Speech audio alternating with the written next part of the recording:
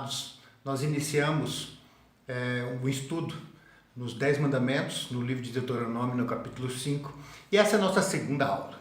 A aula anterior, nós vimos a parte introdutória aí do texto sobre os 10 mandamentos, e nós vimos que essa introdução ela vai do versículo 1 ao versículo 6, e nós vimos os versículos 1 e 2. Então hoje nós também vamos trabalhar nessa introdução, essa parte introdutória, esse texto que vem antes do texto onde estão os 10 mandamentos, onde nós vamos trabalhar um por um depois em cada estudo, tá certo? E depois no fim tem uma parte de conclusão também, de fechamento do tema. Mas nós vamos hoje ver então os versículos 3 a 6. Eu farei a leitura dos versículos 1 e 2 novamente, para dar um sentido melhor para o texto. Mas nós vamos conversar mesmo a respeito dos versículos 3 a 6 hoje, tá certo? Acompanhe a leitura da palavra do Senhor que eu farei nesse instante. Moisés chamou todo Israel e disse: Ó Israel, ouve os estatutos e preceitos que vos falo hoje, para aprendê-los e cumpri-los. O Senhor, nosso Deus, fez uma aliança convosco no Horebe. Daqui em diante agora para hoje. Não foi com os nossos pais que o Senhor fez essa aliança, mas conosco. Sim, com todos nós que hoje estamos aqui, vivos. O Senhor falou conosco no monte, face a face no meio do fogo. Naquela ocasião, fiquei entre o Senhor e vós, para vos anunciar a palavra do Senhor, pois tiveste medo por causa do fogo, e não subistes ao monte. E ele disse: Eu sou o Senhor, teu Deus, que te tirei da terra do Egito, da casa da escravidão. Veja só que aqui Deus se apresenta agora para este povo, e ele chama a si mesmo de Senhor. No versículo 2, ele fala assim: o Senhor, nosso Deus, fez uma aliança conosco. E depois no versículo 6 ele fala: eu sou o Senhor, o teu Deus. Então Deus agora se apresenta como Senhor. Nós temos que entender um pouquinho o que é essa palavra Senhor, qual o sentido dela aqui no texto. Porque se nós distorcermos esse senhorio de Deus, o tipo de senhorio que ele quer exercer sobre a nossa vida, nós vamos compreender Deus de uma forma errada e nós vamos desenvolver relacionamentos de forma que desagradem a Deus também, tá certo? Então Deus, quando ele fala aqui que ele é o Senhor, é diferente do senhorio exercido pelos ditadores. Por exemplo, o ditador lá da Venezuela, comunista, o ditador lá da Coreia do Norte, são ditadores que exercem o seu poder de uma forma de controle, de força, de domínio, de imposição. O Senhor, ele é apresentado aqui, esse Deus que se apresenta como Senhor, ele fala como o Deus da aliança, do Deus que nos amou antes de nós amarmos, do Deus que se preocupou com a gente antes de nós nos preocuparmos em agradar a Ele e fazer alguma coisa para a vontade dEle. Então é um Deus que nos busca quando nós não o buscávamos, um Deus que nos ama, mesmo quando nós ainda estávamos distantes e não nos importávamos com Ele, um Deus que estabeleceu um caminho de salvação eterna e de vida eterna para nós, quando nós não nos importávamos com Ele. O Deus, diz aqui, que libertou: eu sou o Senhor teu Deus, versículo 6, que te tirei da terra do Egito, da casa da escravidão, do Deus que liberta. Então assim, eu sou o Senhor, mas o Senhor que liberta. E nós sabemos como é que Jesus nos libertou. Ele, que é o Senhor, se fez servo, que serviu com a própria vida para que pudéssemos ser libertos do diabo, do pecado e da morte. É o Deus que liberta. É um senhorio que liberta, não um senhorio que oprime, ou que tira a liberdade, ou que tira a vida. Pelo contrário, é um senhorio que dá a vida. Eu tirei vocês do Egito para colocar vocês numa terra que mana leite e mel, uma vida abundante. Esse tipo de Senhor é o Deus que fala assim: eu quero ser o Senhor da vida de vocês, mas não o Senhor que oprime como o Senhor dos povos, os deuses dos povos, mas um Senhor que liberta, um Senhor que faz aliança, um Senhor que dá nova vida e vida em abundância, um Senhor que dá uma nova esperança.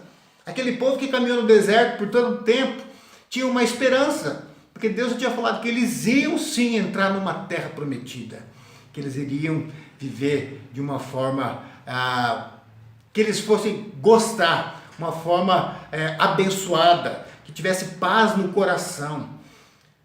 Deus então quando nós compreendemos o senhorio dele, como sendo o senhorio do Deus que faz aliança, do Deus que liberta, do Deus que dá a vida, e vida em abundância, do Deus que dá uma nova esperança, do Deus que dá a paz ao nosso coração, o Deus que dá muito além da nossa expectativa, muito além do nosso merecimento. É esse que quer ser nosso Senhor, não como um ditador. Então, querido, tem muita gente que vive vendo Deus, quando Deus fala que Ele é um Senhor, como se Ele fosse um rei opressor, como se Ele fosse um maduro da vida, um rei que oprime, como um rei que coloca regra e fala, não estou nem aí, se vocês cumpram, senão vocês vão queimar no inferno. Não é assim. É um Deus que liberta primeiro, é um Deus que se entrega por nós primeiro, é um Deus que faz tudo por nós para nos libertar, para nos salvar, para nos dar vida e abundância e vida eterna, para então falar, eu quero ser o Senhor da vida de vocês. Esse Senhor compassivo, esse Senhor amigo, esse Senhor que mostra o bom caminho, esse Senhor que dá mandamentos, mas não como uma imposição, como se fosse o Alá. Não, mas um Deus que dá mandamentos por amor, um Deus que se entregou primeiro e agora expressa a vontade dele, e que se nós cumprirmos essa vontade dele, esse cumprir, esse obedecer da vontade dele vai resultar em bênçãos para a gente. Agora, se nós olharmos para Deus e vermos o senhorio de Deus como um ditador, todos os nossos relacionamentos serão baseados nesse conceito de Deus, do Deus ditador. Por exemplo, muitos cristãos que são constantes na igreja, que leem Bíblia, que oram, tudo, não interessa se ora muito, se ora pouco, se vai muito, se vai pouco, mas muitos cristãos, eles vivem com esse conceito do Deus, do senhorio ditatorial, do rei que impõe a vontade, do rei que obriga as coisas. Eles refletem isso, por exemplo, no relacionamento homem e mulher. Os homens querem exercer uma liderança, né, e às vezes jogam até versículos bíblicos distorcidos e exercem uma liderança opressora.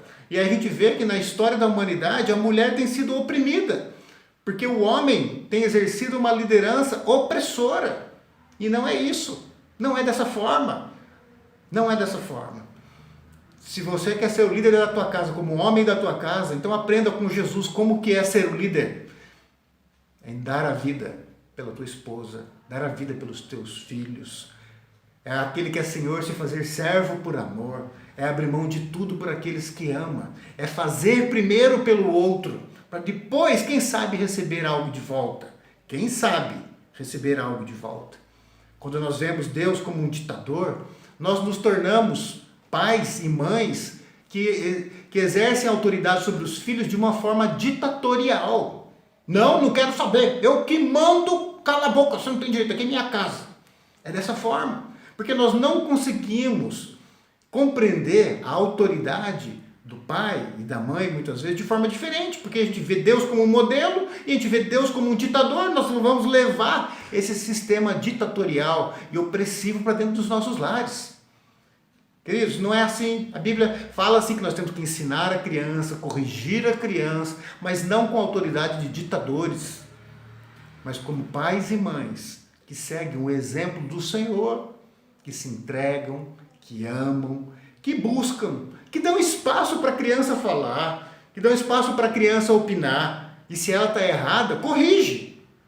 Não estou falando daqueles pais que as crianças mandam na casa, porque se é um lar cristão, o pai e a mãe, eles não são ditadores, que impõem as suas vontades, jeitos e pensamentos, mas por outro lado, os filhos também, ouvem o mandamento de Deus, a gente vai conversar sobre isso depois, e buscam honrar o pai e a mãe, e respeitar o pai e a mãe, mas não porque eles são ditadores, que não abrem mão das suas vontades e seus planos, mas porque eles são dignos do amor daqueles filhos. Os filhos vão respeitar por amor, porque reconhecem um pai e uma mãe que os respeitam como filhos, que não desperta a ira e o ódio no coração dos filhos.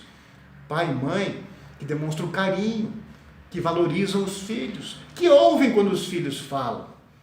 Quando Deus é ditador, os religiosos se tornam ditadores. A gente vê no islamismo, né, o conceito deles de Alá é um Deus ditador. Alá salva quem ele quer, faz o que ele quiser, e tem misericórdia do jeito que ele quiser, e não está nem aí. Deus cristão não é assim. Deus cristão não é dessa forma. E se você vê Deus na sua fé como um Deus ditador, e se você é um líder religioso, você vai ser um pastor opressor, um padre opressor, um líder espiritual opressor, um líder de célula opressor, que impõe, que é tudo no ferro e no fogo, é a minha vontade, é do meu jeito, mas não é dessa forma.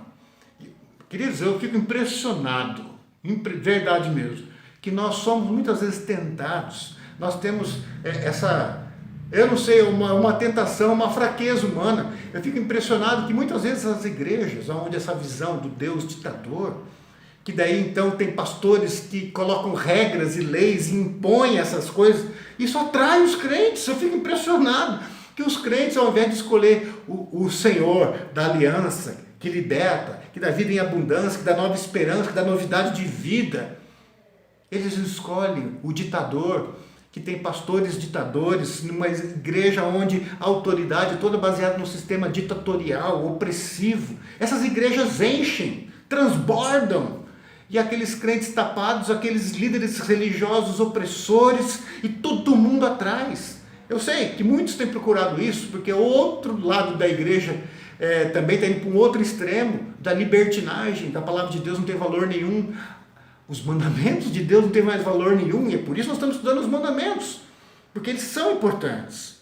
Então cuidado, porque quando Deus é um ditador, um senhor ditador, que oprime, que faz a vontade dele de qualquer jeito, você vai se tornar um líder religioso que oprime, você vai se tornar um crente que procura líderes religiosos com o perfil do seu Deus, que é um ditador, que é um opressor, e você vai oprimir os que estão abaixo de você, seja nos ministérios, seja na célula, seja nos grupos familiares, seja no que for. Quando Deus é um grande ditador, que oprime e faz a vontade dele de qualquer jeito, os nossos governantes, presidente, governador, prefeito, aqueles que lideram as nossas instituições se tornam opressores, porque se torna o nosso modelo de liderança. Porque todo cristão, ele quer seguir o modelo de Deus. Só que se ele tem um modelo de Deus confuso e errado, isso vai distorcer todos os relacionamentos dele. Vocês querem saber de uma outra coisa, um outro exemplo final? Professor, você é professor de escola dominical, da igreja, você é professor de escola, do primário, eu sou das antigas, né? Do primário, do fundamental, do primeiro grau, segundo grau, da faculdade, não interessa. Você trabalha com os pequenininhos, com os tampinhas ou com aqueles que estão fazendo pós-doc. O professor, crente, quando ele tem uma visão de Deus, do Deus ditador, ele é um professor ditador, é do meu jeito, do meu tempo. Eu falo, vocês calam a boca, é a minha verdade, é do meu jeito. Não interessa se o aluno falar, pastor, professor, eu fiz de outro jeito aqui, de outro cara aqui que eu li no livro, e dá certo também, assim, não foi esse jeito que eu ensinei. Você quer do seu jeito, porque o seu jeito é melhor, porque você é um professor ditador, que impõe a sua vontade. Quando você compreende Deus como Deus que é o Senhor, mas um Senhor que ama, um Senhor que faz um pacto, uma aliança de amor conosco, que vem nos buscar quando nós estamos fugindo dele, o Deus que veio para nos libertar, para nos dar vida eterna, o Deus que veio para nos tirar do Egito, da terra da escravidão, para dar vida abundante, você se torna um professor diferente, um professor que liberta, um professor que vai ser respeitado não porque é autoritário, mas porque ama os alunos, e os alunos vão ver aquele homem, aquela mulher como um instrumento de bênção, está dando algo de bom, de uma forma agradável, está me respeitando, está me dignificando. É fácil? Não, não é fácil. Jesus, o grande mestre, o fim dele foi uma cruz. Mas você que é crente, saiba que Jesus fala, quer vir após mim? Negue-se a si mesmo a cada dia, toma a tua cruz e siga-me. O preço é alto, mas se você olhar, o preço é alto se você comparar com as coisas deste mundo. Mas o preço é insignificante, é ridículo, perto daquilo que você ganhou em Cristo Jesus. Então, quando nós olhamos para esse texto, Deus está preparando para falar sobre os mandamentos. Ele fala assim, olha, eu vou dar esses mandamentos para vocês, mas lembre-se que eu sou o Deus da aliança, o Deus que liberta, o Deus que deu uma nova esperança, uma nova vida, um novo lar para vocês, o Deus que fez tudo de novo por vocês, por amor. E agora, a partir do próximo estudo, Deus vai falar assim: compreenderam o tipo de Senhor que eu sou, o tipo de amor que eu tenho por vocês? Ouçam agora a minha vontade para vocês. Se vocês seguirem, vocês serão abençoados. Não porque eu vou pesar a mão caso vocês façam o contrário, mas porque se vocês fizerem o que é errado, vão ter consequências e vocês vão sofrer. Mas se vocês fizerem a minha vontade, vocês serão abençoados. Que Deus nos abençoe. Nós vamos continuar a nossa conversa na semana que vem, no próximo estudo. Que Deus nos abençoe e capacite. Amém.